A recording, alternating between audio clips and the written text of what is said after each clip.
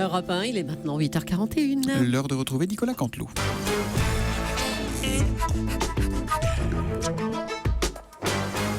C'est presque de l'info, c'est la revue de presque de Nicolas Canteloup. Et c'est Marc-Olivier Fogiel qui est avec nous ce matin. Bonjour. Non, monsieur Elkabach, je n'ai pas le numéro de monsieur Beignet. Voilà. En revanche, j'ai le numéro de monsieur Chouros. Voilà, c'est tout. Ouais, fais de l'humour, ouais. Ben on est dans la dégonade. C'est pas mal. Vous voyez, vous dites qu'on va dire jamais gonade. Ouais, Allez. Marc-Olivier, on vous retrouve maintenant. Bonjour. Écoutez, on va reprendre un peu de sérieux tout de même. Bonjour à tous. Bonjour Julie, Natacha, Thomas est là, Lolo, tout le monde est là. Ravi de vous retrouver. On va bien sûr parler du départ d'Emmanuel Macron. Alors, il y a déjà quelque chose de formidable avec ce départ, c'est que ça fait 12 heures qu'on ne parle plus du Burkini. Et c'est vrai que ça fait un bien fou. Bon, contrairement à ce que disent les journalistes, c'est pas un si gros événement. Je ne sais pas ce qu'en pense Natacha, mais avant, Macron emmerdait le gouvernement de l'intérieur et maintenant, il va les emmerder de l'extérieur. Ça fait pas une grosse différence. Alors, vous savez qu'un bus Macron l'attendait à sa sortie de Bercy, mais le gamin a préféré repartir avec son Porsche Cayenne perso. Bon, il a plus besoin de il a plus besoin de faire semblant d'être gauche, Emmanuel Macron. Oui. C'est ça le plus gros changement. Allez, Marco, on vous écoute pour les titres. Allez, c'est parti pour les titres départ donc d'Emmanuel Macron. La France va mal, même le ministre de l'économie est au chômage. Séisme politique, Macron parti, c'est une bonne nouvelle pour la politique française. Ça veut dire qu'enfin, un homme politique jeune va pouvoir se présenter au présidentiel. Même si la vraie bonne nouvelle, ça aurait été l'inverse, que François Hollande donne sa démission à Emmanuel Macron. En tout cas, pour certains. Et puis, c'est l'heure du bilan. La presse se pose unanimement la même question. Quel est le bilan d'Emmanuel Macron au gouvernement? Et la réponse est toujours la même. La libéralisation des autocars. Alors, bien sûr, pour se faire élire président, c'est un peu léger, mais en revanche, pour remplir ses meetings, c'est hyper pratique de savoir. De savoir bien gérer des bus, c'est hyper pratique pour remplir les meetings. Et ça, c'est déjà une vraie petite victoire quand même, faut le dire.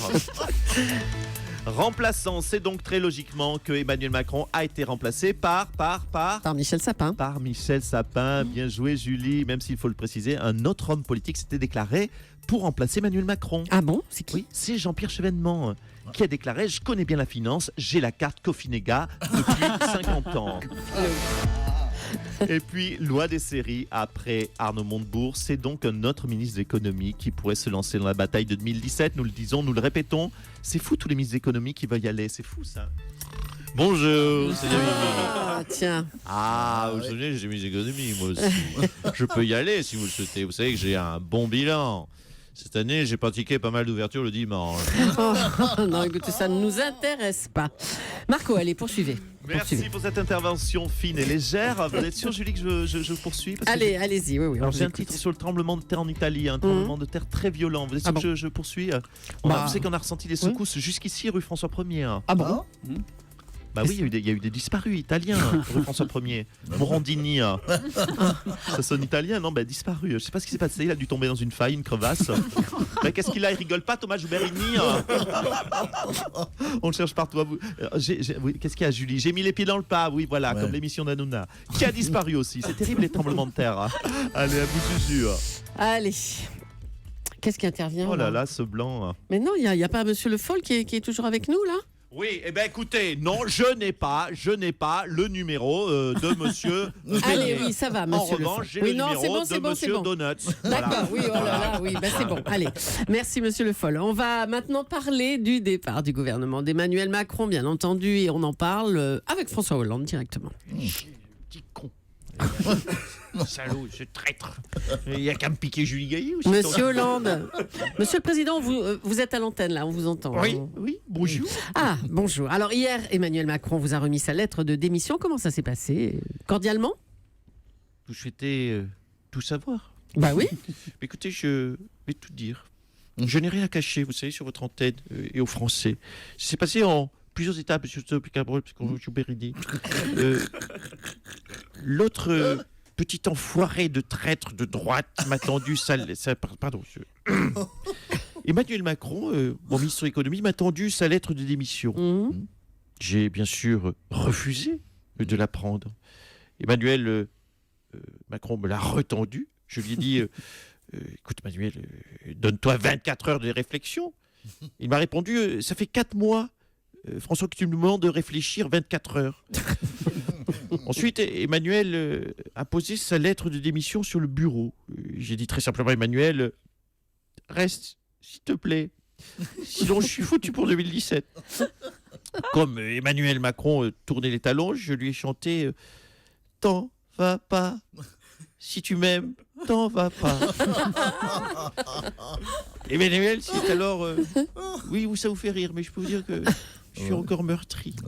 Emmanuel s'est alors dirigé vers la porte de sortie. Là, je sais, je n'aurais peut-être pas dû, mais je me suis roulé par terre en pleurant. Il m'a tendu, monsieur Cabot, il m'a tendu sa pochette en soie Lanvin pour essuyer mes larmes. Je me suis donc mouché dedans. Oui, je fais aussi les bruitages parce que la technique, c'était pas toujours au point. Et d'ailleurs, cette pochette Lanvin, je l'ai gardée, c'est toujours ça de prix. Emmanuel a enfin ouvert la porte de mon bureau. J'ai hurlé si tu passes cette porte, je me fous en l'air, Emmanuel. Oh là là, mais c'était grave, hein. Oui, vous avez compris, en gros, que je lui ai fait ce qu'on appelle dans le jargon de la rupture une trière vélaire. Emmanuel a quand même claqué la porte de mon bureau et quitté l'Élysée. Là, je me suis dit, mon François, garde, même dans ces situations d'urgence et de crise, garde un peu de dignité. Je me suis alors dirigé vers la fenêtre de l'Élysée et là, j'ai cité Nicolas Sarkozy dans le texte. Je lui ai dit... Casse-toi, pauvre con. Mais quelle belle histoire, vraiment. Tiens, il y a Manuel Valls qui entre en studio. Monsieur Valls. Bonjour à toute la matinale qui, je le vois, se réjouit de nos désagréments. Bonjour à François, que je soutiens. Tu sais, François, je t'avais prévenu, je te l'ai dit sans froid. C'est un traître, un égoïste. Dès qu'il aura l'occasion, il va essayer de te niquer. Je te l'ai dit. Je te l'ai dit. Oui, je sais, tu l'as dit. Mais tu avais raison. Tu ne ferais pas ça, toi, Manuel. Hein, Manuel. Mais non, enfin... Donc je ne ferai jamais ça, enfin pas cette année. En tout cas, pas avant les primaires. Ah bah tiens, il y a Ségolène Royal maintenant qui passe nous voir. Oui. Alors. Oui, bonjour à tous. Bonjour. Bonjour à François. Ça va, mon François, alors ça fait quoi se faire larguer comme une merde, hein? Ça fait bizarre, hein, François, d'être trahi par quelqu'un en qui on avait confiance et qui va voir ailleurs. Hein, c'est drôle, c'est marrant, la vie, tout de même. Allez, merci d'être passé, Madame Royal. Et c'est maintenant Emmanuel Macron qui nous rejoint. Bonjour, Monsieur Macron. Enfin, est-ce qu'on peut inviter le sujet de votre chronique? Écoutez, bonjour à vous. Bonjour. Permettez-moi de saluer François, Manuel et Ségolène. Salut les ploucs. Oui, salut le traître. Bonjour Judas. Bonjour, Judas. Dites-moi, Madame Julie, il est encore là, Pierrot? Pierrot? Oui, Pierre Gattaz, parce que je vais emprunter sa Rolex samedi, je voulais lui rendre. Bah non, il était là hier, Pierre Gattaz. Ah d'accord, ok, tant pis, pas de souci. Donc de toute façon, je passe chercher ses gosses ce soir à la garderie, j'en profiterai pour lui rendre sa montre, et puis la Porsche aussi qu'il m'a prêtée.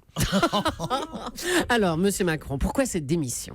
Eh bien, je le dis, je le redis, pour porter plus librement les valeurs de gauche qui me sont chères, comme le partage, par exemple. Vous voyez, Pierrot Gattaz, il a partagé sa Porsche avec moi. C'était cool. Et c'est ça le partage. C'est important.